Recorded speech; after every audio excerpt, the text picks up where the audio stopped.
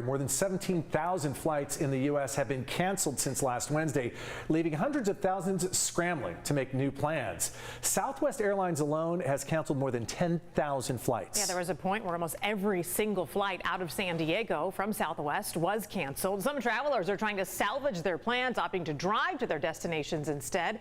CBS 8's Brian White live at the San Diego airport right now with how things are looking. Brian, any improvement on that departure or arrival board at this point? It's still looking pretty bad. A lot of red up on the flight board. As you can see behind me right here, we have a sea of luggage here in the middle of the food court where they've set up a makeshift baggage claim area here where people can search for their unclaimed bags. But honestly, it's like finding a needle in a haystack. Yeah, so what I would do is just head down to the rebooking line over here, and hopefully they'll be able to assist you with other options. The chaos continued today with long lines and unhappy passengers, many with canceled flights and others left in limbo, not knowing if they'd be getting on a plane today. It's not good. Nobody wants delayed. They want to be on time where they're going. So, so what causes this? That's the question.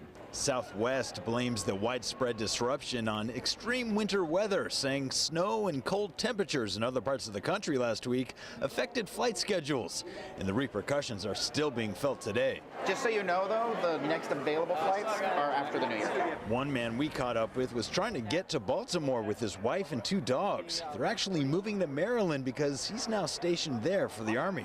It says my plane is still good. You would think they would put that as a priority over the people who aren't going anywhere and let us check in our bags, be able to put them down, take them to the relief area, something. With all the unclaimed luggage accumulating over the past few days, they've now taken over a large section of the food court where people can search for their bags.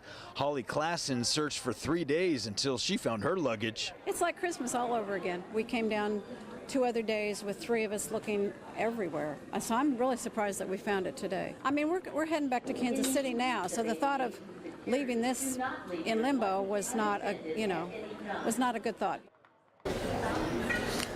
As you can see, people are still searching for their bags. Luggage is everywhere here in the food court. Imagine trying to find your bag in all this mess.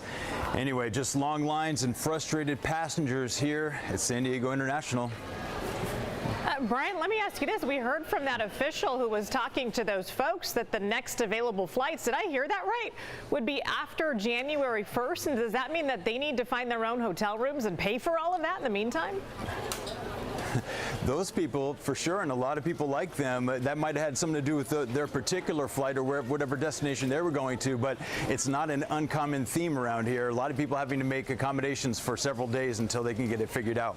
Yeah, a lot of us unfortunately learning the hard way what passengers' rights really are in this situation. Brian White from San Diego International Airport reporting live. Thanks, Brian.